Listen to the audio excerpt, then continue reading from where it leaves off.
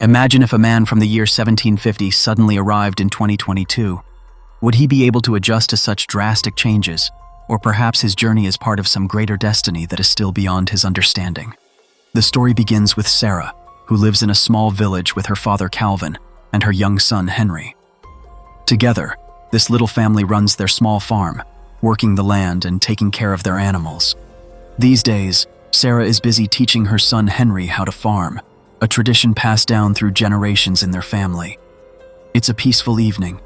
Everything feels normal. Sarah is in the kitchen making dinner with her father, and Henry is out on the farm, tending to the chickens. The air is calm, filled with the familiar sounds of the countryside. But suddenly, that peace is broken. Henry sees a strange man near the chicken coop. The man looks rough and worn out. His hair and beard are long and unkempt, as if they haven't been cared for in years. Terrified, Henry runs home and tells his mother in a panicked voice. Hearing his warning, Sarah quickly grabs her shotgun and rushes out to the farm. The man is still standing there. Sarah approaches him cautiously, her voice steady. Curious and cautious, Sarah switches on a nearby floodlight to see him more clearly. "Who are you? And what are you doing on our farm?" Hearing her question, the man looks just as frightened as she feels. He stammers, "I thought this was my home." His words are filled with confusion, and his anxious face makes it clear. He has no idea where he is. Now Sarah starts to think, this man may not just be lost, maybe his mind isn't working properly either.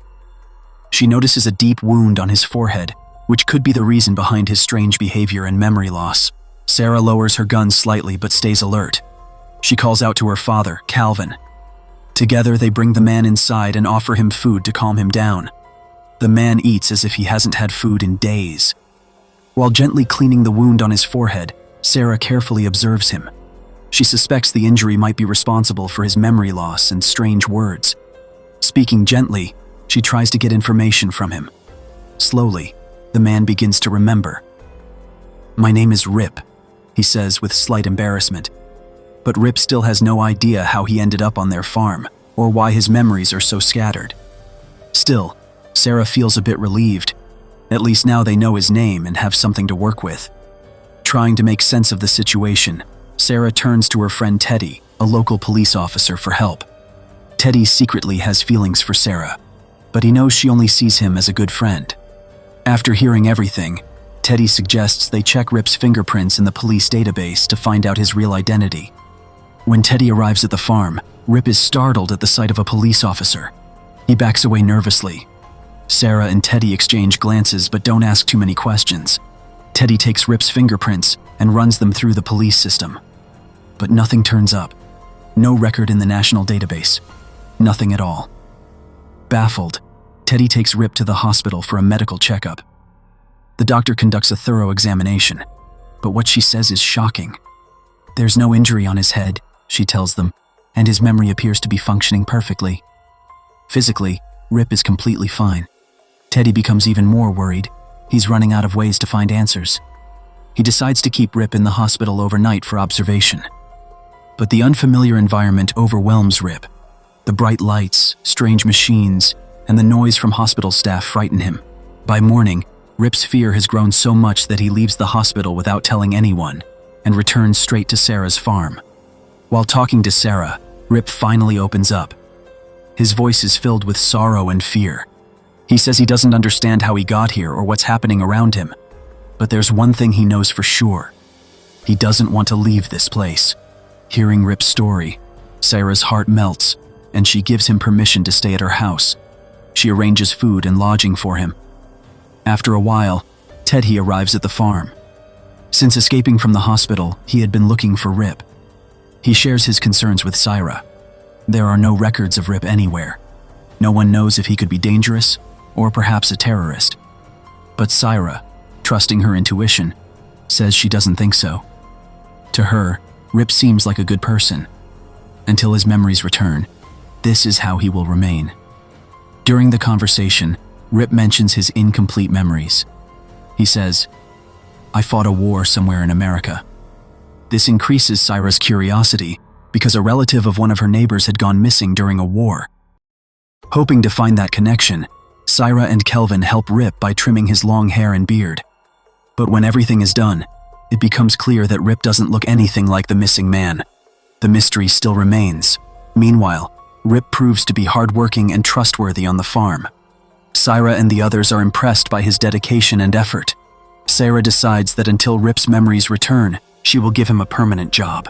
Syra and Kelvin together prepare a small cabin in one corner of the farm for Rip to stay in.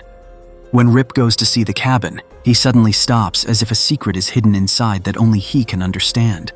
"This is my home," he says with complete conviction, his voice barely audible. Surprised, Syra asks how this is possible. The cabin has been there for many generations. But Rip insists on going inside, and Syra follows him. Inside, Rip looks around and says that many things have changed inside. His eyes fix on a wooden beam, pointing toward faint carvings on it. Rip says these are Roman numerals and begins to understand. When he was 8 years old, he had carved his date of birth and initials here. Everyone is shocked because those carvings date back to 1756, 266 years ago. This sends a chill through Syra's body. The cabin and its carvings are older than her father's birth. Rip is also stunned and tries to grasp the truth. Quietly, he asks, "It's 2022 now, right?" His voice is full of disbelief because until now, he believed it was 1787. The truth becomes unbearable for him, and he faints. Sarah and Kelvin watch over him, fully shocked. When Rip regains consciousness, Kelvin hands him a book and says, "This is the story of a man named Rip Van Winkle. Do you have any connection with him?" Curious, Rip begins to read the book, and as soon as he finishes, he shouts, "This is Rip Van Twinkle! He is my father!" Hearing this, Sarah is stunned and says, "How is this possible? Rip Van Twinkle is a fictional story, a legend." But Rip remains confident in his claim. As he reads more, his memories begin to return gradually, and he starts telling his story. "When I was young, my father left us, and I had to manage the house and everything. Life wasn't easy. Over time, my mother passed away, and to save the house, my sister had to get married. When I turned 17, I was called to fight in the American War of Independence. During the war, I was also injured but returned home and resumed farming. But by then, everyone I loved had left me. I was completely alone." Rip stops as if feeling the burden of old memories and continues. "One day, suddenly, my father returned. But the strangest thing was that he looked exactly the same as the day he left us. There was no sign of aging. My father told an impossible story. He got lost in the forest, climbed mountains, found a cave, drank a strange liquor inside, and then slept. When he woke up, 20 years had passed." Rip says the villagers did not believe his father's story, and honestly, he didn't either at first. But his father swore it was true.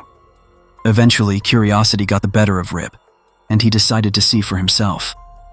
He went to the forest, climbed the mountains, and found the same cave his father described. As he entered, heavy rain started outside. He thought the storm would calm down before he left, but when he finally came out, everything had changed. Rip takes a deep breath and says, "That night, as I wandered and tried to understand everything, I met Henry." Looking toward Kelvin, he says, "Now I realize the cave was a portal. I went into the cave in 1787 and came out in 2022. When I first came out, I didn't remember anything, but now everything is crystal clear." Syra finds it hard to believe. It's an incredible story, but she's still skeptical. Syra says, "We need real answers. I will take you to the city soon for some medical tests." Although Syra still doubts, she cannot deny that Rip has become part of their family. He helps manage the farm and has fit into their routine.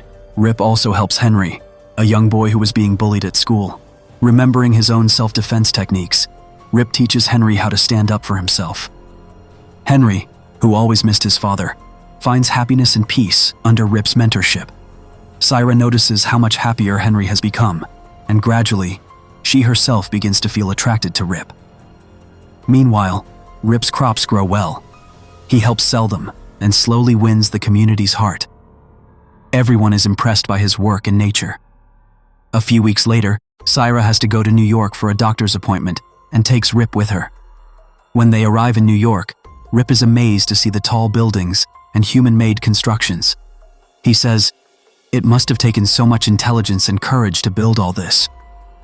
At the medical facility, doctors perform a full-body scan on Rip and hypnotize him to find the truth of his story. Even under hypnosis, Rip repeats the same things. Without a doubt, his story seems completely true. The scan results are even more surprising. Rip's body shows signs of an old war injury. Rip tells the doctor that he got this wound during the war. When experts examine the wound, they find it dates back around 70 years, which further strengthens Rip's story. Sarah becomes even more curious about Rip's story and introduces him to a physics professor.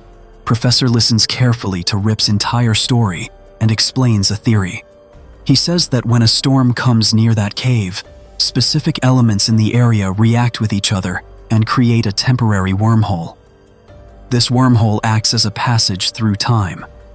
The professor further says that maybe when Syra found Rip, they accidentally triggered the wormhole, which brought Rip from his time to the present day. Hearing this, Syra makes a decision. She says that if Rip can go back to his time, she will help him. During the next storm, they will find the cave. But until that storm comes, Sarah and Rip grow closer. Sarah's feelings for Rip deepen, and it pains her to think that maybe Rip will have to go back, and she might lose him forever. From his heart, Rip thanks Sarah. "For everything you have done for me, I will always be grateful." Between them, a bond forms that breaks through the walls of time and carves out a place of its own. Slowly, Syra begins to tell Rip her own story. She says Henry's father never married her. He died before Henry was born. After his death, she left the city and returned to her village to live with her father. After meeting Rip, Syra's feelings deepen even more. One day, she honestly confesses to Rip, "My feelings for you are growing deeper with time." Similarly, Henry also feels a special bond with Rip. He no longer feels the absence of his father because Rip has become a mentor and protector in his life. Rip also senses Syra's feelings. He admires her independence and courage, which were rare qualities in the women of his own time. Rip and Syra spend the entire night talking, sharing their stories, and understanding each other better. That very night, as Rip prepares to return to his cabin, Syra, overwhelmed by emotions, runs after him. She stops Rip, kisses him impulsively, and confesses her love. But neither of them knows that Teddy is following them. From a distance, Teddy watches this scene unfold. Seeing everything, Teddy's anger grows heavy on him. In anger, Teddy storms into Rip's cabin and confronts him. He accuses Rip of trapping Syra in lies and says Rip's entire past is false. Teddy also blames Rip for Henry's bullying at school and says rumors about Rip and Syra are damaging the village's reputation. He says, "You have dishonored Sarah and her family. You have caused them a lot of trouble. If you truly care about Syra, you should leave her alone." Teddy's words deeply affect Rip. He begins to feel that maybe his staying there is wrong. The next morning, Rip writes a goodbye letter to Sarah and leaves it for her. When Sarah reads the letter, she breaks down. She realizes she truly loves Rip. The sky is dark and cloudy, rain is falling, but Rip has already decided to leave on his own terms. Syra, Kelvin, and Henry decide to find Rip. They rush into the forest to bring him back. As they go deeper into the woods, Henry's mother becomes anxious and sad because she will take Henry back home and leave Syra alone to continue searching for Rip. Without stopping, Sarah moves forward with her emotions and courage. Passing through the winding forest paths, she finally reaches Rip. Sarah runs to him, her anger and pain bursting out. With tears in her eyes, she asks, "Why are you leaving us? How could you decide this?" Rip takes a deep breath and replies, "Teddy told me that I am a burden to all of you." Sarah angrily rejects Rip's doubts and says, "That's not true at all. Your coming has brought happiness to all our lives. Henry is happier now because you're with him, and I have found love and a new reason to live since you came." Sarah's emotional words deeply touch Rip's heart. For the first time, Rip realizes how important he is to them. A storm of emotions rises within him, and he asks Sarah a question. "Will you marry me?" Sarah says yes without hesitation, and their faces light up with happiness. Together they step out of the cave, but as soon as they do, the sky lights up with a sharp flash of lightning. Syra and Rip turn around to see that Rip's bag, which he had left inside the cave, is missing. Somehow, the bag has traveled back in time to 1787. In the year 1787, Rip's father is walking through the forest when he finds the bag. Inside, he discovers a diary. As he flips through the pages, he learns about Rip's extraordinary journey into the future. Every word in the diary tells of Rip's experiences in a world beyond their understanding. Reading his son's story and learning about his life, love, and happiness, he knows his son has achieved everything he ever wanted. With a slight smile, he turns to return to his village. Meanwhile, in the year 2022, Rip and Syra are happily married. Along with Henry and Kelvin, they have built a sweet and peaceful life. Their story proves that love and family can transcend even the boundaries of time.